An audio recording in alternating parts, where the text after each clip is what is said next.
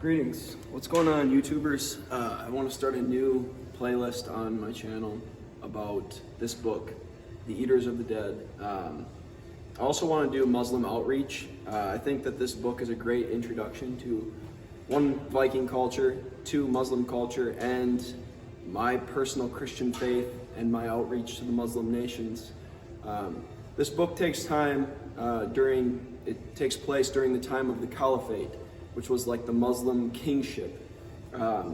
This man, Ibn Fadlan, was an ambassador to the north to a place called Ukraine, I'm pretty sure, where he found 12 Viking men.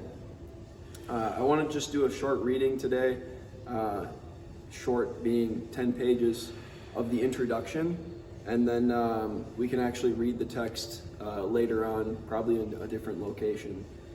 But here is the manuscript of Ibn Fadlan relating to his experiences with the Northmen in AD 922. So before the Northmen were converted to Christianity, some of them were, some of them weren't. They had knowledge of it. They had knowledge of Latin, but they still retained their pagan ways. Eaters of the Dead, the manuscript of Ibn Fadlan relating to his experiences with the Northmen in 922 AD by Michael Crichton, illustrated by Ian Miller. Viking, this book, the overall topic is about Viking and Arab morality and also their ways and culture. So here's a Viking proverb. Praise not the day until evening has come, a woman until she is burnt. And if you actually follow this story, you'll understand what that means. A sword until it is tried, a maiden until she is married, ice until it has been crossed, and beer until it has been drunk. A Viking proverb. Now here is an Arab proverb. This is a very interesting one. Evil is of an old date. Arab proverb. And I have written under here the tree of the knowledge of good and evil. Genesis.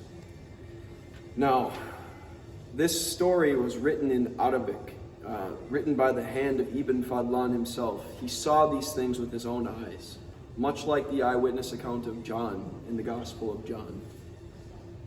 So here, I'm going to start reading this, and hopefully I'll get done in a timely manner. It's not going to take as long as some of my Beowulf readings. The Ibn Fadlan manuscript represents the earliest known eyewitness account of Viking life and society. It is an extraordinary document describing in vivid details events which occurred more than 1,000 years ago. The manuscript has not, of course, survived intact over the enormous span of time. It has a peculiar history of its own, and one no less remarkable than the text itself. Provenance of the manuscript. In June of AD 921, the Caliph of Baghdad sent a member of his court, Ahmad ibn Fadlan, as ambassador to the king of the Bulgars. Ibn Fadlan was gone 3 years on his journey and never actually accomplished his mission. For along the way he encountered a company of Norsemen and had many adventures among them. When he finally returned to Baghdad, Ibn Fadlan recorded his experiences in the form of an official report to the court. That original manuscript has long since disappeared, and to reconstruct it, we must rely on partial fragments preserved in later sources. The best known of these is the Arabic geological lexicon written by Yaqut ibn Abdallah, sometime in the 13th century. Yaqut includes a dozen verbatim passages from Ibn Fadlan's account, which was then 300 years old. One must presume Yaqut worked from a copy of the original. Nevertheless, these few paragraphs have been endlessly translated and retranslated by later scholars. Another fragment was discovered in Russia in 1817 and was published in German by the St. Petersburg Academy in 1823. This material includes certain passages previously published by J.L. Rasmussen in 1814. Rasmussen worked from a manuscript he found in Copenhagen, since lost, and of dubious origins. There were also Swedish, French, and English translators at this time. So you guys might get bored with this. I kind of got bored with a little bit of this description, but he's talking about all these different manuscripts, right? And I don't want to necessarily skip around because it's very educational, but I'm trying to tell you that he's basically saying where we have our first origins and where we found the most reliable manuscript of this whole text. And it is reliable, guys. Very reliable. Found in Copenhagen, since lost, and of dubious origins. There were also Swedish, French, and English translations at this time, but there are also all notoriously inaccurate and apparently do not include any new material. So not very trustworthy, these ones from the 1814s. In 1878, 2 new manuscripts were discovered in Private Antiquities collection of Sir John Emerson, the British ambassador, in Constantinople. Very reliable, because Constantinople was a central hub of knowledge of the faith, of Christian faith. Sir John was apparently one of those avid collectors whose zeal for acquisition exceeded his interest in the particular item acquired. The manuscripts were found after his death. No one knows where he obtained them or when. So he was a collector of ancient manuscripts. One is a geography in Arabic by Ahmad Tusi, reliably dated to AD 1047. So that's like a little bit over 120 years after Ibn wrote this actual story. So geography of Arabia. This makes the Tusi manuscript chronologically closer than any other to the original of Ibn Fadlan, which was presumably written around AD 924 to 926. Yet scholars regard the Tusi manuscript as the least trustworthy of all the sources. The text is full of obvious errors and internal inconsistencies, and although it quotes at length from one of Ibn Fakih, who visited the North Country, many authorities hesitate to accept this material. So that would have been the oldest one. And Ibn had a very long name. He may have been named, had multiple names, so that's why Fakih is a little bit different. The second manuscript is of the Amin Razi, dating roughly from AD 1585 to 1595.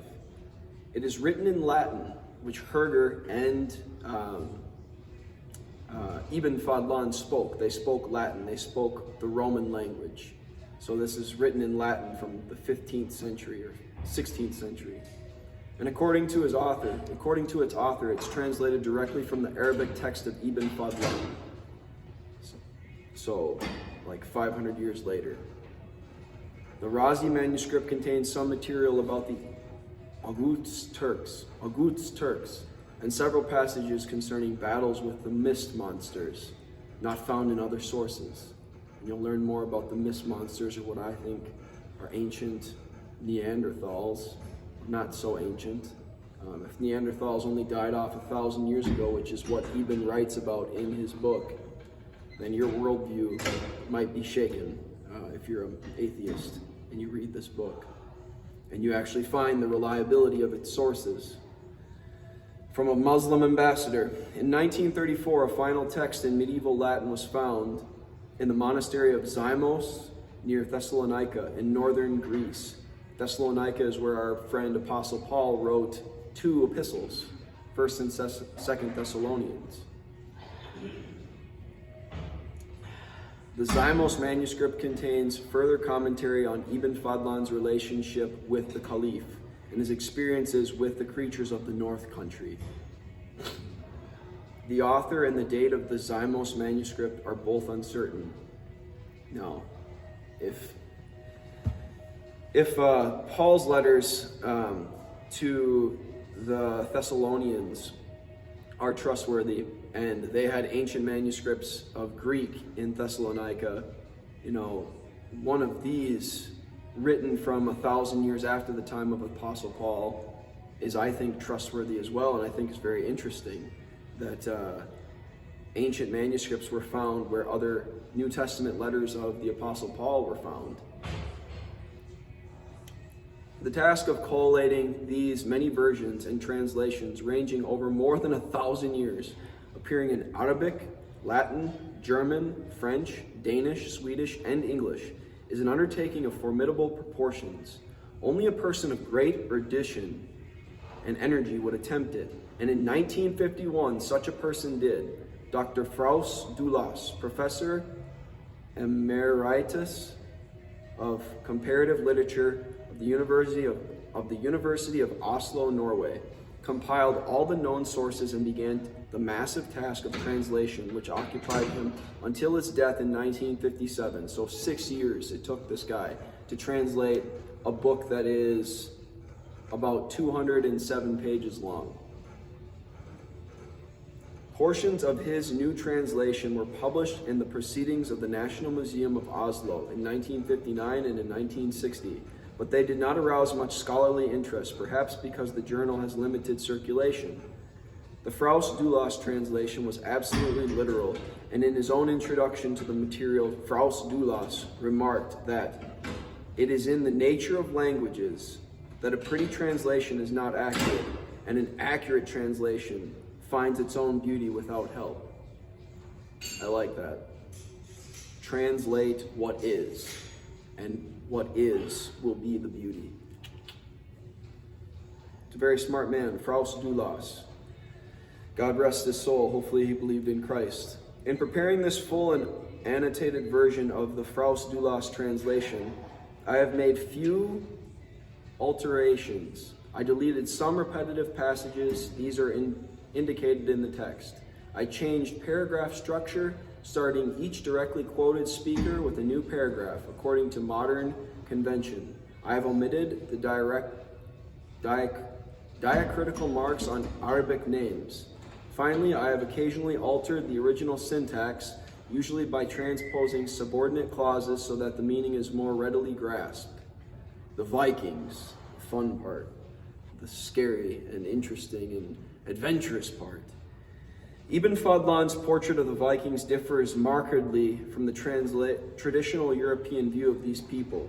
The first European descriptions of the Vikings were recorded by the clergy. They were the only observers at the time who could write, and they viewed the pagan Northmen with special horror. And yes, they did. Here's a typical hyperbolic passage cited by D.M. Wilson from a 12th century Irish writer. In a word, although there were 100 hard-steeled iron heads on one neck, and 100 sharp, ready, cool, never rusting, brazen tongues in each head, and 100 garrulous, loud, and unceasing voices from each tongue, they could not recount or narrate, enumerate, or tell what all the Irish suffered in common, both men and women, laity and clergy, old and young, noble and ignoble, and ignoble, of the hardships and of the injuring and of oppression in every house from those valiant, wrathful, purely pagan people. It's very interesting that the clergyman mentions valiant as one of the first descriptions. Those valiant, wrathful, purely pagan people. So obviously they persecuted Christians pretty heavily when they were in their quote-unquote heyday of pillaging and raiding. Now, it depends on what Vikings you're talking about. The ones that are just kind of doing their own thing off their own chieftain, or the ones that were doing their own thing from their own king. Valiant and wrathful. I like to see them more as a valiant people that were trying to fight what they deemed to be evil. And eventually, we know that they were Christianized. They fell in love with Christian women and weren't conquered by force. They fell in love with Christian women and converted through love. I think that's a very beautiful story. Yes, they may have killed and raped and pillaged and destroyed some churches along the way, but eventually, thank God, they were converted, right? Modern scholars recognize that such blood-curdling accounts of Viking raids are vastly exaggerated, yet European writers still tend to dismiss the Scandinavians as bloody barbarians, irrelevant to the main flow of Western culture and ideas. Often this has been done at the expense of certain logic. For example, David Talbot Rice writes, For the 8th and 11th centuries, indeed, the role of the Vikings was perhaps more influential than any of the other single ethnic group in Western Europe. The Vikings were thus great travelers, and they performed outstanding feats of navigation, like coming to America in 1000. That's what I think. That's what I believe. Their cities were great centuries of trade. Their art was original, creative, and influential. They boasted a fine literature and developed culture. Was it truly a civilization? It must, I think, be admitted that it was not. The touch of humanism, which is the hallmark of civilization, was absent. That's what David Talbot Rice wrote. This same attitude is reflected in the opinion of Lord Clark. When one considers the Icelandic sagas, which are among the great books of the world, one must admit that the Norsemen produced a culture. But was it a civilization? Civilization means something more than energy and will and creative power, something the early Norsemen hadn't got. Civilization is something that recurs and, is something multiple cultures can be, live beside. There were very isolated people groups, but they still introduced their culture to the world, but not much of the world came to settle in their land, like Rome. Rome had a civilization. They had multiple cultures living under one rule. The Vikings did not have that. Well, they had some of it when they wanted it. Like, Eben was a captive in, I think, some senses. If you read this story close enough, he was forced to come with the Vikings to help them with a problem. And he did help them and eventually befriended them. And then eventually was let free. He was let go.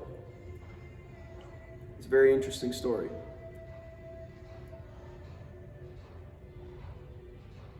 The Norsemen hadn't got it, but which, even in their time, was beginning to appear in Western Europe.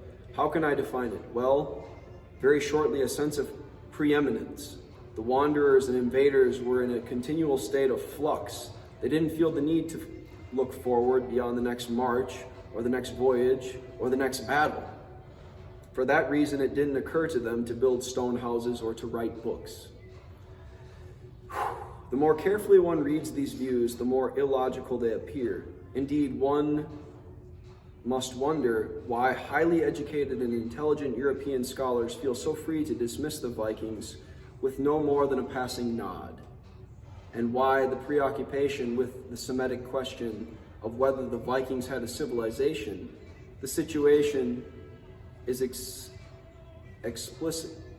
explicable only if one recognizes a long-standing of European bias springing from traditional views of European prehistory. This is a very interesting part that I want to talk about, hopefully just briefly. Every Western school child is dutifully taught that the Near East is the cradle of civilization, meaning Israel, Palestine, if you want to call it that, the Middle East, Babylon, and like Africa. That's what Western school children are taught. And that the first civilizations arose in Egypt and Mesopotamia, nourished by the Nile and the Tigris-Euphrates river basins. From here, civilization spread to Crete and Greece, and then to Rome, and eventually to the barbarians of northern Europe. What these barbarians were doing while they waited for the arrival of civilization was not known. Now, I have written here Noah and the Ark. I think that Shem, Ham, and Japheth, the sons of Japheth, kept their dad's business of shipbuilding, and I think the Vikings actually built the ships designed off of what Noah built on the Ark. Shem stayed in the Middle East, and Ham went to Africa, Mitzrayim, that's his actual descendants.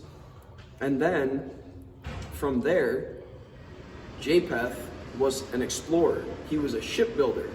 And ships, you can sail the high seas and you can go and explore and you can settle places.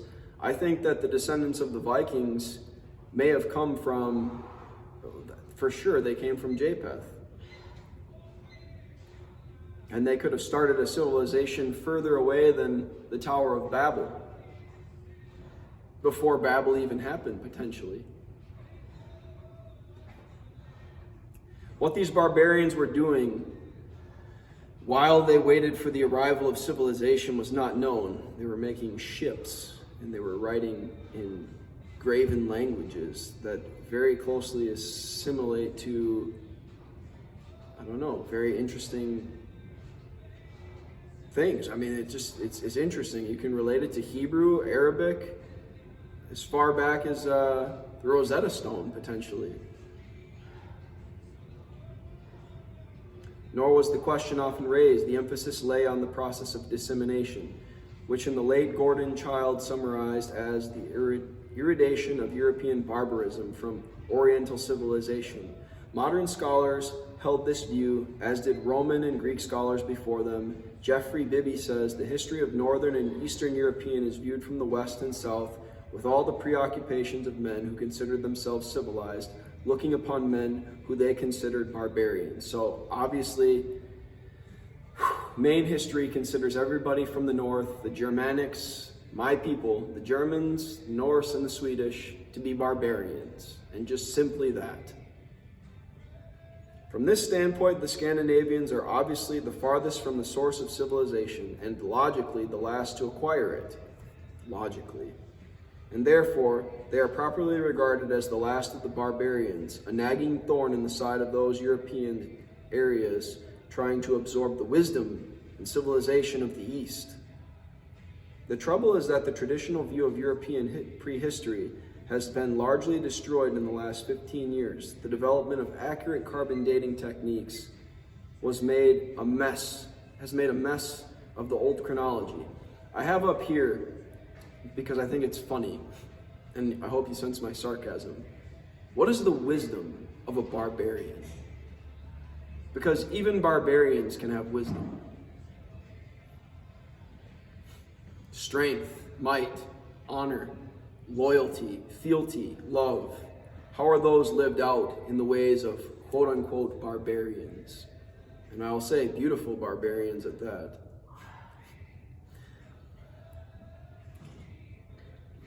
It now appears indisputable that Europeans were erecting huge megalithic tombs before the Egyptians built the pyramids. Stonehenge is older than the civilization of Mycenaean Greece. Why?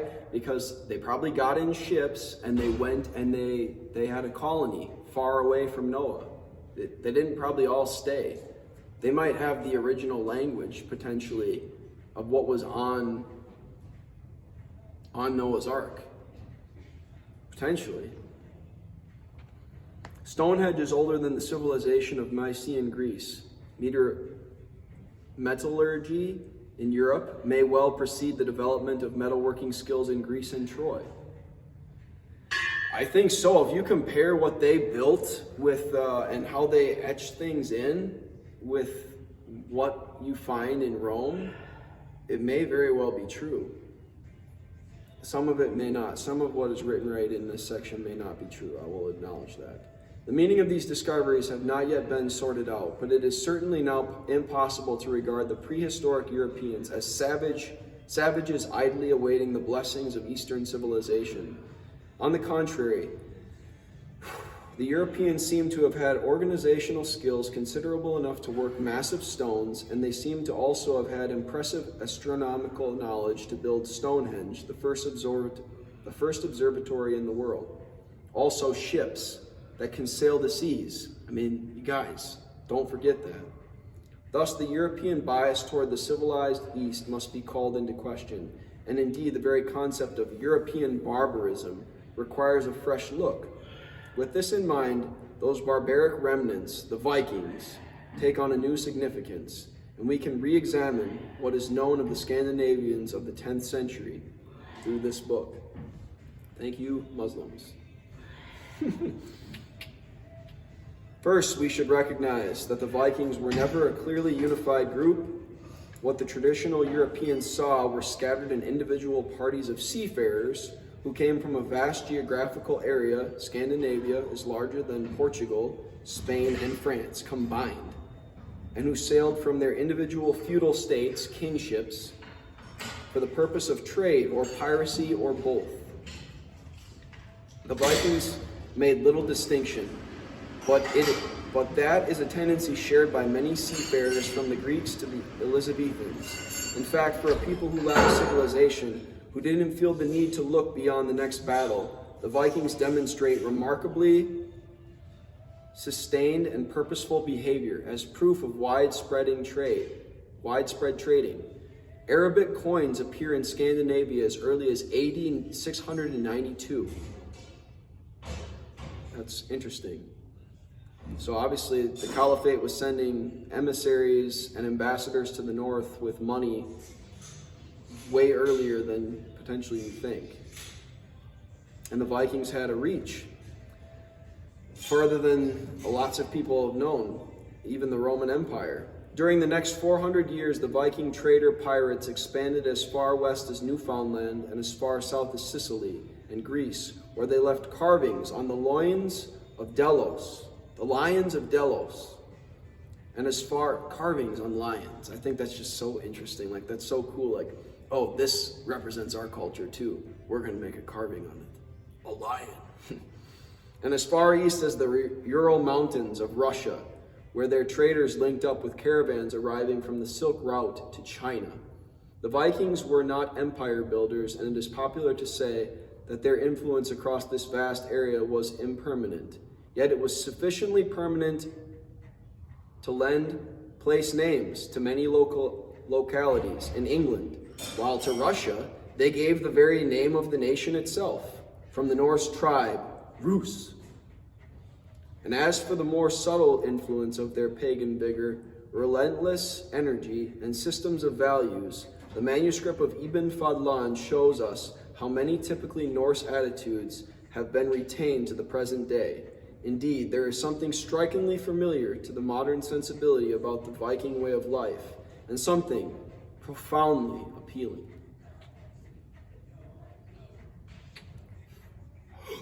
Yeah. A word should be said about Ibn Fadlan, so about the author. The man who speaks to us with this distinctive voice, despite the passage of more than 1,000 years and the filter of transcribers and translators from a dozen linguistic and cultural traditions. We know almost nothing of him personally. Apparently he was educated, and from his exploits he could not have been very old.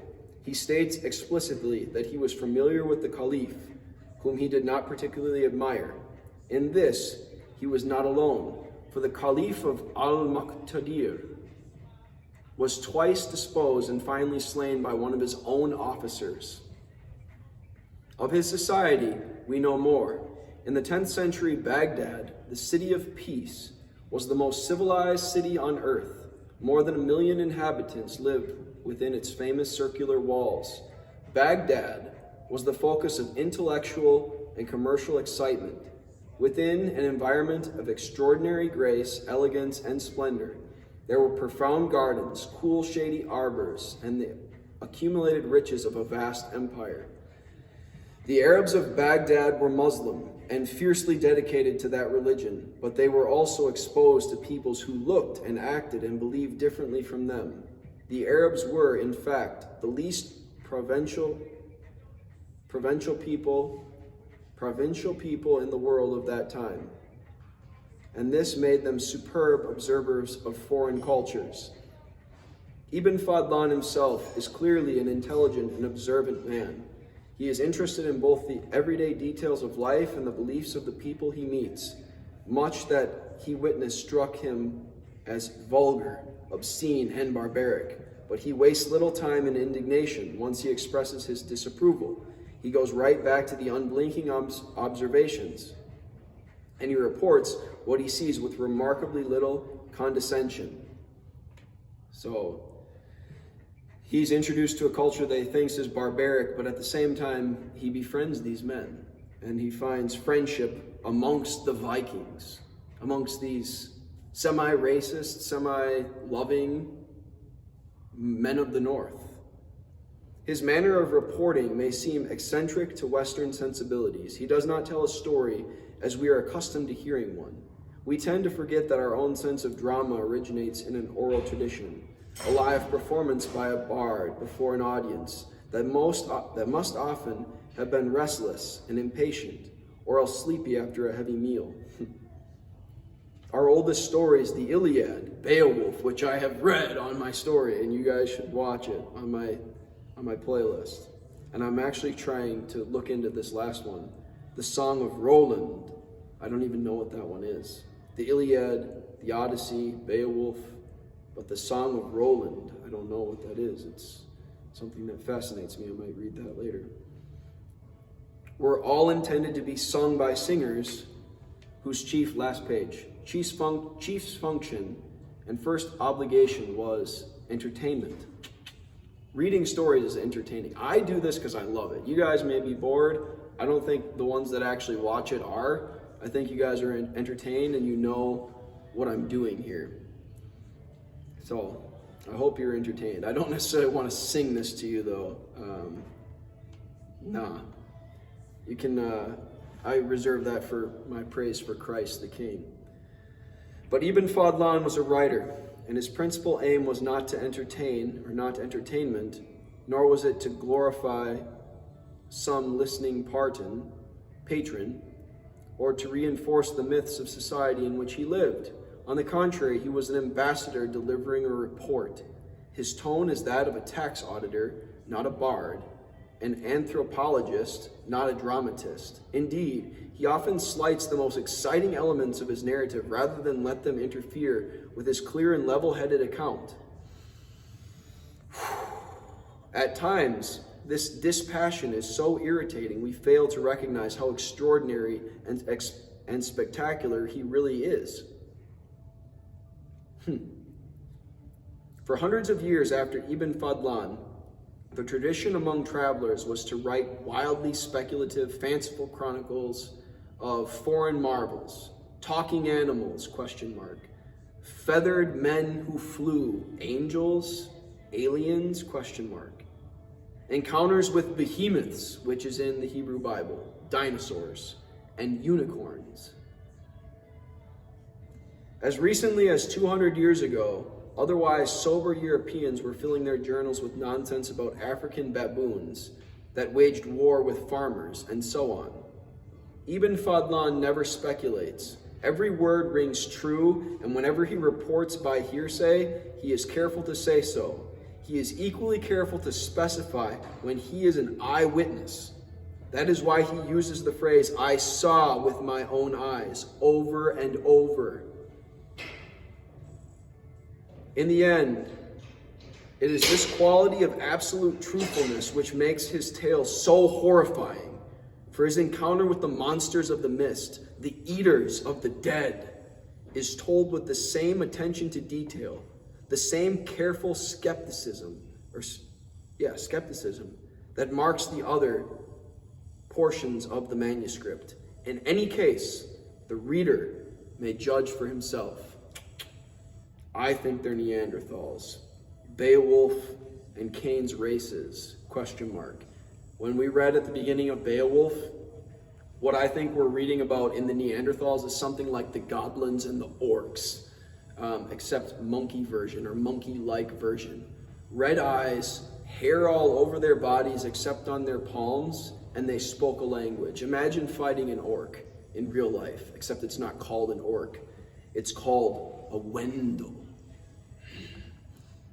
I will fear no evil, but evil is real.